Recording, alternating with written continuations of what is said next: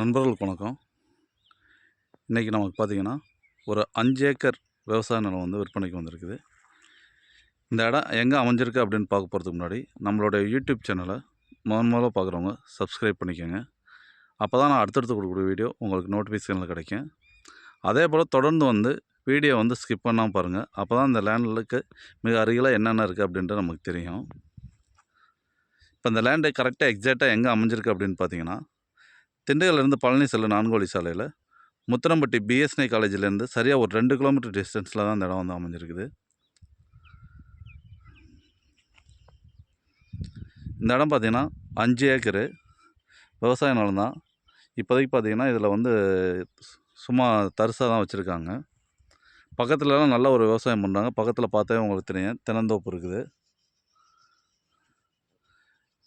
இது பார்த்திங்கன்னா சம்மங்கி பூ, நம்ம சம்மங்கி மாலை இது பண்ணுறோம்ல, அந்த பூ செடி, அதை விவசாயம் பார்த்துக்கிருக்காங்க.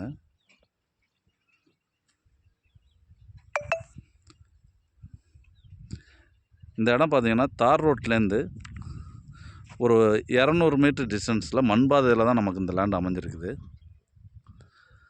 கரிசல் மண் பூமி தான். தார் ரோட்லேருந்து 300 மீட்டர் வரைக்கும் 30 அடி பாதை நமக்கு வந்து கிடைக்கும். 30 அடி பாதையில் தான் உள்ளே வரோம். சுற்றிலும் நல்லா விவசாயம் பண்ணிக்கிருக்காங்க.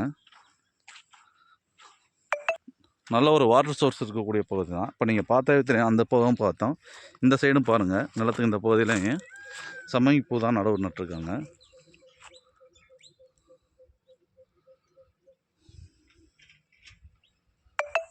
இது ஃபுல்லாகவே பூ தான், சம்மங்கி பூ தான்.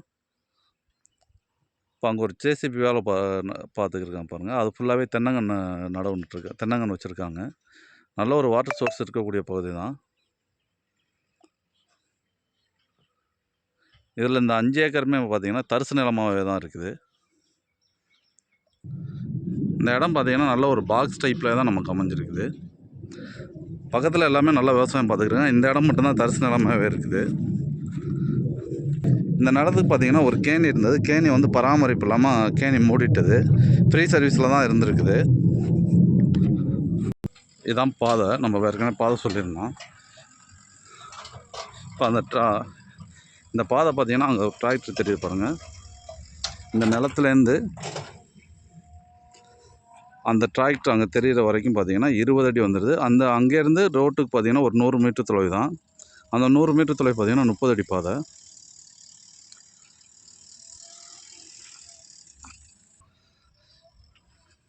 இப்போ அந்த டிராக்டர் நிற்கிற வரைக்கும் பார்த்திங்கன்னா இங்கேருந்து ஒரு 50 அடி தூரத்துக்கு பார்த்திங்கன்னா 20 அடி பாதை. அந்த டிராக்டர்லேருந்து ஒரு 100 மீட்ரு 30 அடி பாதை மெயின் ரோடே நமக்கு கிடச்சிடும். பஸ்ஸு போக்குவரத்துக்குரிய ரோடே கிடச்சிடும். இந்த தென்னங்கன்று வச்சுருக்காங்க. இதில் இப்போ புதுசாக பார்த்திங்கன்னா ஒரு 6 ஏக்கர் பக்கம் தென்னங்கன்று வச்சு சொட்டு நீர் பாசனத்துக்கு ரெடி பண்ணிக்கிருக்காங்க. நல்ல ஒரு வாட்டர்